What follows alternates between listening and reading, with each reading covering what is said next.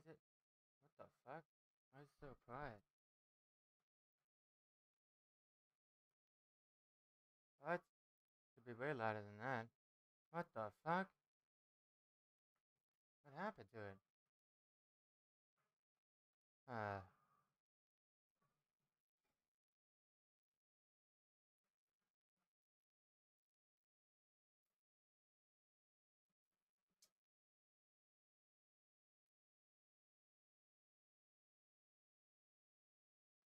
There we go. It's all the way down. There we go. It's a bit better.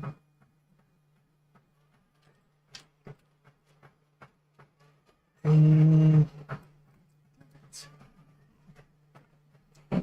think I'm playing RuneScape for a bit. Just go and watch anyways. Nobody likes me playing RuneScape till night, so fuck it.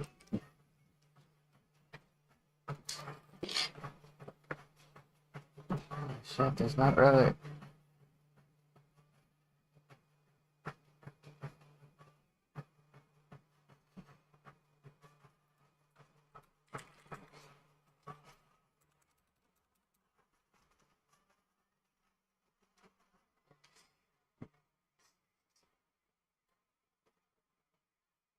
That was some new bullshit, man.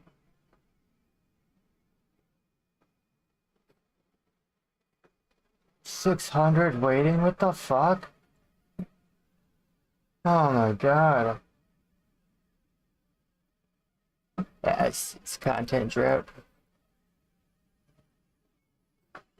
Goddamn content drought, brother.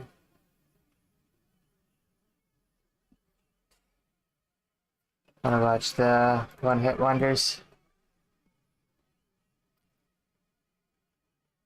55th Grammy Awards, where they won Record of the Year and Best Pop Duo/Group Performance. The YouTube video, now having over 2.6 billion views, could have earned over $10 million in ad revenue, but he chose not to monetize the video. I'm not interested in selling my music. That's the reason I don't put ads on my YouTube channel, which seems strange to people in today's climate, but that is a decision you can make. Gautier's modesty was almost entirely unheard of in the music industry. He even admitted he was already growing tired of his song. He said, "Sometimes I feel like I'm a bit sick of it. It had an energy that wasn't like anything I've put out before. I don't really feel like it belongs to me anymore. Everybody else kind of owns it now, especially with there being so many cover versions and parodies." He acknowledged that his song was overplayed and saturated to the point of absurdity, where I feel it's an annoying presence in people's lives that they would prefer not to have. However, when he spoke in interviews, he tried to hide his growing contempt for the song. Are you sick of hearing your own song? Sometimes it's weird hearing it come on, you know, in different places, like especially lots of places in a row, public places. But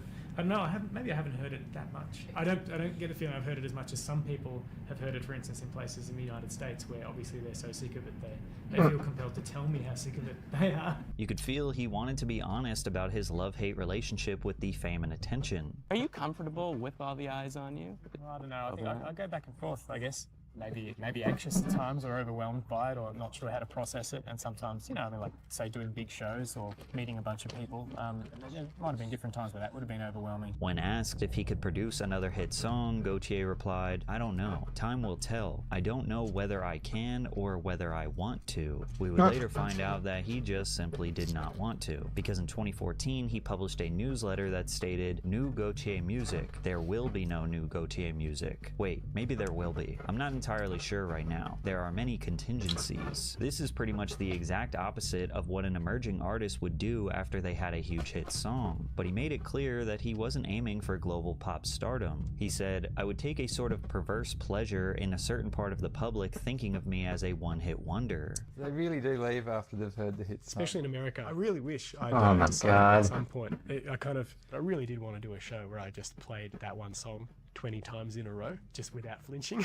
Instead of capitalizing on his fame, Gautier returned to his roots and rejoined his old band with his buddies, The Basics. Since then, the band has released 2 studio albums, The Age of Entitlement in 2015 and Basic in 2019, while continuing to perform for small crowds regularly throughout Australia. He also formed an ensemble called the Ondioline Orchestra to celebrate and revive the rare early electronic instrument, the ondioline. The group debuted in 2016 with a tribute concert honoring electronic music producer Jean-Jacques Perry shortly after his passing, and have since performed at mini festivals piano. and concerts dedicated to the history of electronic music. Gaultier today spends his days collecting vintage music instruments and creating whatever he wants, whenever he wants, because he refused to sell his soul to the music industry. Wanting to remove yourself from this industry is common for one-hit wonders, just like I Love McConan, but fans were shocked to see him working as a cook at a local restaurant, considering he had a massive song with Drake in the 2010s. I Love McConan started as a relatively unknown artist to the public, but was well connected in the Atlanta looks like hip-hop Drake. scene, with ties to massive producers like Mike Will Made It, Metro Boomin, Sunny Digital, and 808 Mafia. In the summer of 2014, he released a self-titled EP, which included Got the Club Going Up on a Tuesday. After Miley Cyrus posted his track on Instagram, McConan saw a flood of new listeners. Then popular music blogs were including his music on their staff picks for the week lists, describing McConan's voice as incredible. Cyrus. From there, Sunny Digital, who was the esteemed trap producer who made the beat for Tuesday, got a text from Drake. I just hit him back. It was him. He just asked him if he can get on the song with you, though. And I'm like, man, I don't know why you asking me for. Like, call you right back. Let me call McConan right quick and see what's up. Then, you know, McConan was like, of course, like, you know what I'm saying? That's not even the question. McConan didn't even think twice and was excited for Drake to jump on the remix. On September 1st, 2014, they released the song and it launched up to number 12 on the Billboard Hot 100. McConan then signed to Drake's label, OVO Sound, and immediately released his debut album. Being a new rapper with a hit song that featured Drake was a one-way ticket to superstardom. However, for McConan, it was all downhill from here. McConan had a few singles after Tuesday that were doing well online and making the rounds in clubs, such as I Don't Sell Molly No More and I Like To. But then some of his old tweets resurfaced that would sour the relationship between him and Drake. Tweets where McConan called Drake corny and criticized anyone who was a fan of his music. McConan claimed he was simply young, online, and saying wild stuff just to get attention, to get a reaction. As if that wasn't bad enough, 2 months later, McConan claims his Twitter was hacked, where someone made a handful of disparaging tweets, including one that read, F Drake and F OVO for getting on Fetty Wap's remix and leaving me in the cold. When all that stuff happened with your Twitter account getting hacked, did that stress your relationship with Rihanna and Drake, the OVO camp? Because I know a lot of people was trying to say, oh, he's about to get dropped from OVO. Everybody's cool. Yeah, it's just hackers. It's just hackers. You know, it's just the internet. I don't know. However, just a few weeks after this interview, McConan would start to realize that Drake may not have believed that those tweets were sent by hackers. McConan was supposed to perform with Drake at the 2015 Wireless Festival, but could feel tension between them. But that's when I knew something was weird. Because when I came out on set, you know, everybody was kind of like, and I started losing weight too, right? Drake had like made a little joke, like, oh, you little Eric Benet looking at me, you know what I'm saying? And then, you know, like, haha. And then, like, I just started to feel this vibe, like a little, you know what I mean? Something was said about me, but we not, I don't know, so. Nobody likes I've Dana recently White. been getting big into the UFC again. I'd always watched the big fights, and when I was in high school, I watched a lot more of it, especially GSP and Machida bouts. Lyoto Machida is my favorite fighter ever, but post-high school, I stopped watching as much and only tuned in to the big fights, and that's the way it's been for like the last 12, 15 years maybe, until recently. I've been getting more and more into the UFC, and as such, I've started hating Dana White more and more. I feel like as you pay more attention to this sport, you unfortunately have to pay more attention to this fucking fungus. Now, the obvious that everyone talks about is how he refuses to pay his fighters appropriate wages. Like, and I'm not even here to really dive into this can of worms here. I'll briefly mention it, though, that it is sickening how underpaid the athletes are in the UFC. The only ones making, like, real money are, like, the actual superstars. But, like, their starter contracts of the 12-12, 12 the show, 12 if you win, that should be criminal. Dana White should be in handcuffs right now for that. Like 12 grand? That's fucking good. Disgusting how underpaid UFC athletes are if they're not champions. And it's something Sean O'Malley mentioned as well. Though Sean O'Malley seems They want like perfectly 100 grand per financially fight, by like. Dana White, because he often defends it. But Sean O'Malley was talking about the money he made as a champion being significantly different from the money he makes not being a champion, which I think most people would expect, but the difference is absurd. I think a lot of you have probably heard that UFC fighters, when they're starting out, have to still have a part-time job elsewhere. They can't do the UFC full-time. It's not until you are literally like a top 5 cream of the crop level athlete in the UFC that you can actually make livable money there, it seems. And the bonuses that they introduced are kind of just a band-aid for the problem of Dana White being too cheap to actually pay his athletes. And I also just saw reports this week that they are now no longer accommodating team travel. They're only compensating for the head coach. Another classy maneuver here from Dana Worm White, who just has to find all kinds of grubby penny-pinching schemes, because we have to remember, the UFC is just a tiny little indie promotion that's merged with the fucking WWE, and the UFC only generated $1.5 billion in 2025. That's not nearly enough to satiate Dana White's gluttony. I know I said I wasn't going to fully open this can of worms, and I still haven't. This is the tip of the iceberg when it comes to UFC wages and how they just don't want to pay their fighters at all. Now, I'll go ahead and move on to some other Dana White dunk topics in recent memory here, because he just keeps making a fucking fool of himself, and I have to clown on him for it. But before that, I want to make a mention that I also despise the UFC-WWE merger. I am just counting down the days until Dana White falls into his K-hole and then really gets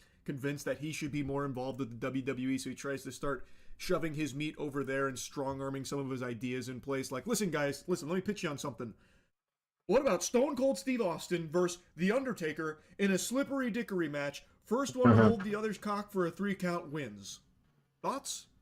Because I can just see him doing some dumb shit like that. He is just a factory of 0 IQ ideas and even worse execution. Anyway, though, I want to show you a clip that I just saw this morning. This is from an interview that I think is 2 months old, and I think it really showcases just how evil of a man Dana White is. Now, a little context before this clip plays. I had some big rainstorm out today. For his wife. A while ago, I made a video covering an incident where Dana White and his wife got into a bit of a slapping match at a New Year's Eve party in public. She had slapped Dana White, and then he responded by slapping her multiple times in public, in full view of everything. When I covered that, people were very upset with me for talking about it, and then even outright denying that it was real, that this didn't happen, this is a fucking lie. And then Dana White himself had to do like the world's smallest violin press tour about it, like, listen, don't defend me, this was bad. And I'm not trying to just regurgitate all the talking points from back then, but in the clip you can see he's already grabbing his wife when she slaps him, and then he slaps her multiple times and pushes her away. And it's not like he was in any danger here. Let's not pretend that he had just been attacked by fucking Brock Lesnar. This has been yapped about till the cows come home already. I know that. As everyone's already said numerous times, it's bad on all fronts. The slap from his wife is no good, and then the retaliation from him to slap her multiple times, also very not good. The reason why I'm bringing this up again is because after what we've seen him do publicly, like in that instance, and now what he's also now just said publicly about what he made his wife do in regards to the birth of his child to compensate his schedule, it just really feels like the most loveless, miserable marriage imaginable. It just seems fucking terrible. My son Aiden, when she was pregnant with him, the due date was the Chuck Liddell fight. Oh, Lord. And I said to the doctor, this ain't going to work. This doesn't work for me. Man, I don't know where this medical field medicine is at, but so we scheduled a C-section to take him early. Oh, really? Yeah. So was she gonna go natural? No. Okay, but there was a C-section. You're like, no, we got to back this up. Like, Yeah, was she gonna go natural? What? Like go in when the baby? Yeah. When the baby's due, you. Right. Hey, the baby's due. Let's go. But y'all did a That was supposed to be Saturday on the fucking Chuck Liddell fight. That was the date that they pinpointed. Right. You're like, nah, this ain't gonna happen, Jack. It's not gonna work for me. No, we're gonna be walking out in Vegas. Something got to change, big. You change? Okay, nah, something. But digital detox. He goes on to say digital detox does not exist for him. This story is just vile. Like, I don't know how anyone could hear this and walk away with a positive impression. Yeah, but he have that much money, do whatever you want. The safety and the health of not just his wife, but also his fucking baby, so that way he could go to the Chuck Liddell fight. So he had his wife undergo a C-section early in order to compensate for his schedule so he could still make that fight. That's deplorable. And they're talking about it, like joking about it, jovial, like it's not something super serious. That's a huge deal. You're going to C-section your baby early solely so you can go to that fight. Again, that puts his wife in danger. That puts his baby in danger. That's crazy to me. I found the worst reality TV show parents ever. Okay, not that bad, but still, these are pretty bad because you can see their true colors in not one, but 2 different reality shows spanning 10 years apart, so you can literally see the effect their bad parenting had on their children who are now full-grown adults. I find this fascinating because the first show is World's Strictest Parents, where they're, you know, strict. That's kind of what the show does. But the second show is The Profit, which is a small business helping reality show where, you know, it's supposed to be focused on the business, but you see how bad parenting is actually why their business is struggling. So I watched both of these episodes to answer the question, how did we get here? And how to not do bad things like them. I'm somewhat of a philosopher, they say. So let's find out, huh? On this episode of The World's Strictest Parents. Time to get up. Let's go. Meet the Pavonis, an Illinois family with a militant approach. You gonna pick up these weights? That looks like a skinhead, not a military guy. 2 combative teenagers. Nothing's showing up here. It's not mine. Can you hand it to me nicely? But can the Pavonis' rigid structure No. I don't do this either. and weighted consequences No, you're done now. Not done. Joking on the intro. get to the root of the teens' problems? I brought you into my home. I've asked you to do one thing for me. And you're gonna tell me no. Get the slosh weights. Yeah, we're gonna add some slosh pipe action here. I'm Ashley. I'm 17 in Lake City, Florida, and hating me won't make you pretty. I haven't tried that yet, but it might. We'll see. Hating me won't make you pretty. It's not. That's kind of a weird line because it's not even saying that. She's not even saying she's pretty. Hating me won't make you pretty. I could still be ugly as fuck, but it won't make you pretty. Parents definitely don't want me to do Playboy. We argued about it, so I told her that I don't want to do it anymore, but secretly I still do. Pull your shirt top up. I have nothing showing up here. Ashley, I see your... No. I think Ashley changed when she was having so much trouble. I won't comment on a 17-year-old girl, but I will say I feel like she's breaking that school policy where you guys have this. We had a school policy where like you had your fingers. It actually didn't make any fucking sense. You had like your fingers was like the length of how your shorts had to be, if I remember correctly. They did it in like our middle school. Yeah. Like this, and like You got your it, the shorts had Pac-Man to be shit. longer than your fingertips, or you get called to the principal. $10,000. You guys want to buy That makes this? a lot of sense because what if you just have like The wear abnormally Pac-Man long chip. arms? I think Ashley changed when she was having so much trouble in school with people picking on her, pushing her around, bullying her. If you can't beat them, join them is where she's at. Why do I have to do it? I'm the kid. I'm not supposed to do anything. I'm just living. This is Ashley's life. But I'm the adult, and I don't want to do anything either. This is Ashley's I guess life. nothing's ever gonna happen. My name is James. I'm 16, and I live in Lakewood, California. Is that a real tab? My name is James. I'm 16, and I live. Doesn't even say. Is it music? It's music. Is that music? Are these musical notes? I had surgery. He's just cool. Bad, and he thought he was gonna lose his mom, and ever since then, he's kind of fought against me. You can take. Why would that have that effect? He thought he was gonna lose his mom, so when you didn't die, he got angry at you? Why did my mom have to have surgery? Oh, I'm so mad I could punch him. I guess I'll punch my mom. Ugh. My baby at the time was messing things up. Oh, look at him kick that slosh pipe. For me. Whatever it was. Activities that I'm aware of: pot, taking knives to school. Are you still doing that? That's not See, that's why I don't smoke If pot. he doesn't stay on track, I would probably see him heading towards Start playing knives. possibly jail time. Ruined his character arc. See you guys later. Those arcs just starting. I hope you'll see how a family will work together to accomplish things. I feel like bro's gonna try to hit on the other girl. We said that before, but like before it was like a 14-year-old and a 17-year-old, so it didn't make sense. But like he's 16, she's 17. He seems like a reckless dude. She seems like she's talking to boys. Sounds like a recipe for disaster. Bye. I hope Ashley learns to respect what she has and things. Does that ever happen? It's got to at some point, because like they're also like incentivized to like be against the parents together. I don't know. They're probably gonna have some troubles with me. When they piss me off, all hell breaks loose. What are you gonna do? My name is Dino Pavoni. I've never seen a family such a similar height of person. My name is Dino Pavoni. Dino Pavoni. I live in Crestwood, Illinois, with my wife Debbie and my 3 children, Derek, Darren, and Dana. Derek, Darren, and Dana. The 3Ds. Sunshine in the morning. You know, my dad is one of 9, and same with them. It's Dale, Doug, Dennis, Don. Did I say Dennis already? Doug, Dale, Don, Dan, Dennis, David, and I think that's it. It's all D's. I don't know. It's annoying. It's too many D's. Okay. In the morning, we all have set chores that we have to get done. Dana, can you come down? We need to start our cooking for today. If we don't, obviously there's consequences to it. So Derek, what was the problem this morning? I didn't get out of bed to do my chores. You gonna pick up these weights? I'm gonna set the timer. Uh-oh. Go. Uh-oh. Routine and structure. Lateral hangs?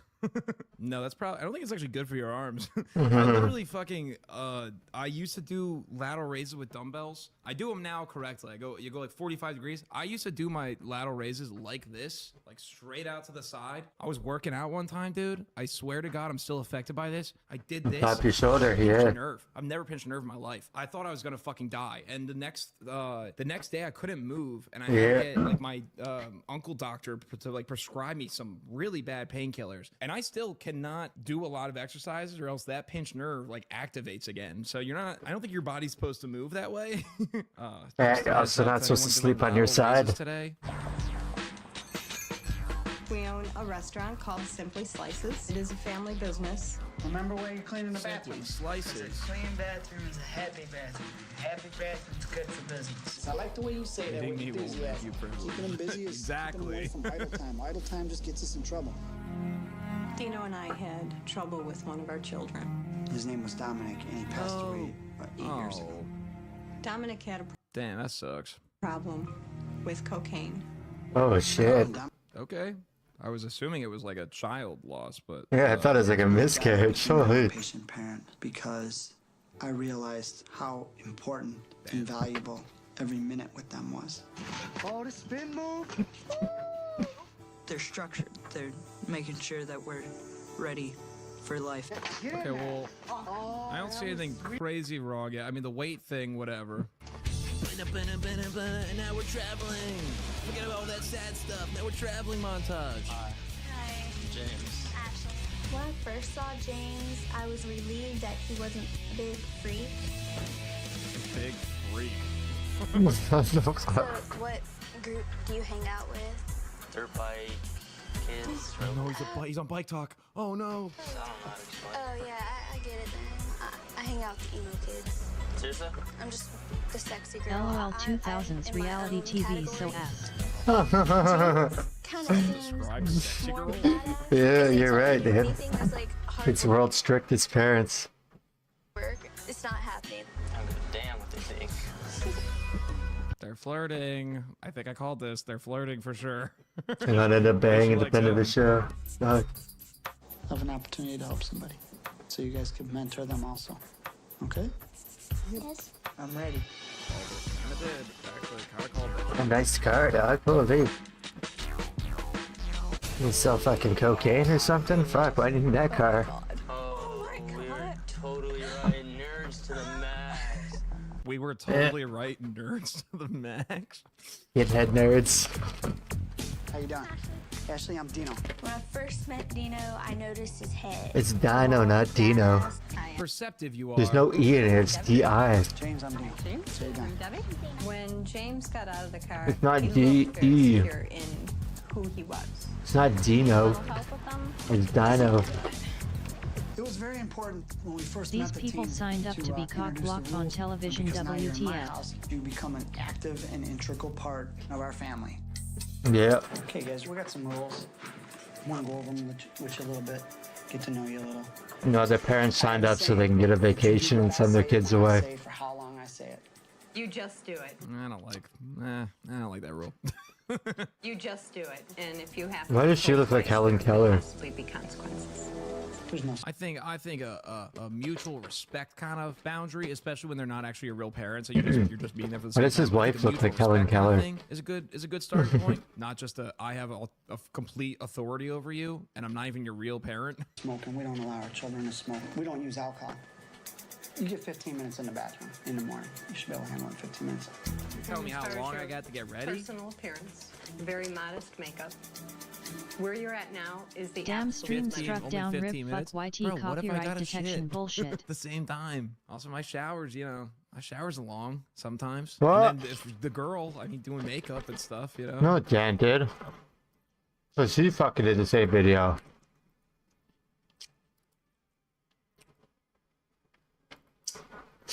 Nah.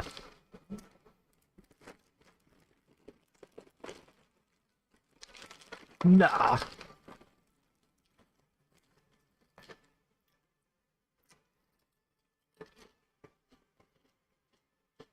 No, it's still fucking on, dude.